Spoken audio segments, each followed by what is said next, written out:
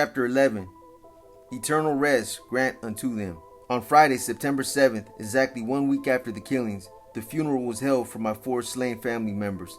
The ceremonies took place at St. Eugene's Catholic Church at 9505 Haas Avenue. The crowd was too large to fit into Maddie's regular church at St. Columkill. Over 1,000 people attended, packing the building beyond capacity. The ceremonies began mid-morning. The sun already blazed over the congregation.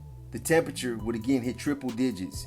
As the police feared the family might still be in danger, snipers dotted the surrounding roofs while mourners entered the church. Undercover officers with surveillance cameras were also spread throughout the immediate area, seeing if they could film anyone suspicious, catch any out-of-place behavior, or spot someone who did not belong.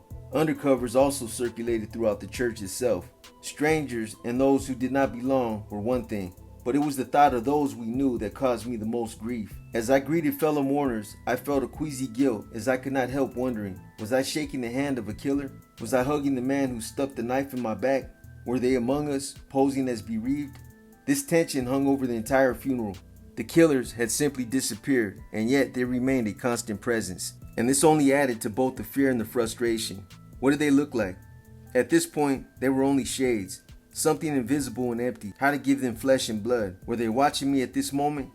For all assembled, the service did not represent closure, nor an end, but an early step into the unknown. We were in a state of disbelief. It was all unreal and unexpected. A funeral service for loved ones lost in the prime of life, surrounded by snipers and surveillance. And most devastating, the family faced the void as a house divided. Inside the church, it was standing room only, with mourners lining the walls. The balcony overflowing with friends, relatives, and dignitaries attending the funeral mass. As the congregation entered, my sisters Geraldine, the mother of Damani and Crystal, both collapsed and had to be carried inside. Joan followed them into the church, dressed in her full military uniform to honor our mother, who always expressed her pride in Joan's service. Upon entry, each mourner was provided a memorial brochure in loving memory of the Alexander family. 18 pallbearers were needed to carry the coffins. Over 50 relatives filled the front 10 pews in the sweltering church. As the organ played, my father and I wept quietly, staring at the 4 brown caskets. None were ever opened. Having witnessed the state of the bodies, I insisted they remain closed. As I watched the sea of mourners dressed in black, I felt I was in a kind of blue haze, unable to focus. It was like trying to think through a fever. I knew I could not stand this any longer, and that once the services were over and the bodies were laid to rest, I would begin a new phase. Right now, the heat and the crowd were claustrophobic. The suit and tie were suffocating. I couldn't wait to rip them off. The eulogy was delivered by Father John Shia, a priest at St. John Vianney Catholic in Hacienda Heights and a longtime family friend. Father Shia described Maddie as a compassionate, loving woman, devoted to her family and church, and one of the kindest people any of us had ever met. He sermonized about the tragic irony that a woman who loved her neighborhood and community and remained despite its dangers for its betterment was senselessly killed because of her residence. Father Shia continued that it was only through people like my mother that such neighborhoods stood any chance of survival. Father Jules Mayer, the pastor of St. Columkill Roman Catholic Church, where Maddie was a parishioner, said she was a kind, gentle, hardworking, steady churchgoer who was very active in raising funds for the church's elementary school. It was further lamented that recently she had been in such good spirits. Her youngest daughter, Deetra, was ready to marry and move out, and Maddie, after 35 years of child rearing, could finally exhale, reflect on a job well done, and maybe carve out a little time for herself. Following my mother, the other victims were eulogized as well. Deetra was described by Father Shia as a shy woman who loved everyone. She had just celebrated her 24th birthday and was excited about her upcoming wedding.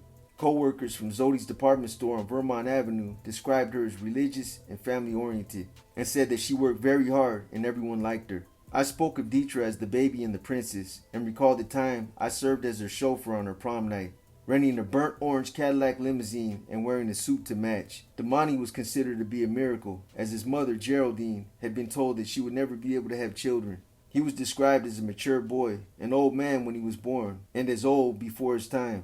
He made an impression with his huge hazel eyes, which were accentuated by big Coke bottle glasses that friends teased him needed windshield wipers to clean.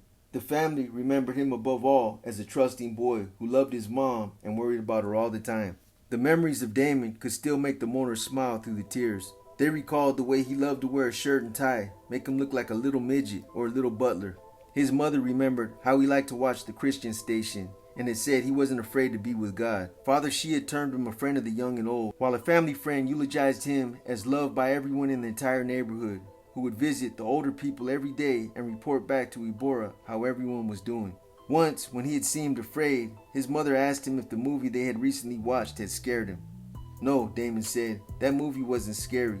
Jaws only eats white people. As I listened to the kind words over the departed, I agonized not only over the deceased, but over the fact that much of the surviving family had begun to question me, holding me in some way responsible for their pain. It made it impossible to feel any sense of healing or closeness to the service. At a time when we most needed to come together, the suspicions and ill feelings made the tragic day unbearable. As the service concluded, Ivan walked out of the church and began sobbing, "Damani's dead, Damani's dead, Damani's dead." Though relatives tried to console him as he exited, his distress ignited additional cries from the crowded church anteroom. Father Shea, who had earlier tried to soothe the congregants, now slipped into a voice of despair. "We're not going to be able to see their smiles or touch their hands anymore," he lamented. In the face of evil, human wisdom is bankrupt. Following the 2-hour service, the mourners drive west on Slauson Avenue to the Holy Cross Cemetery in nearby Culver City.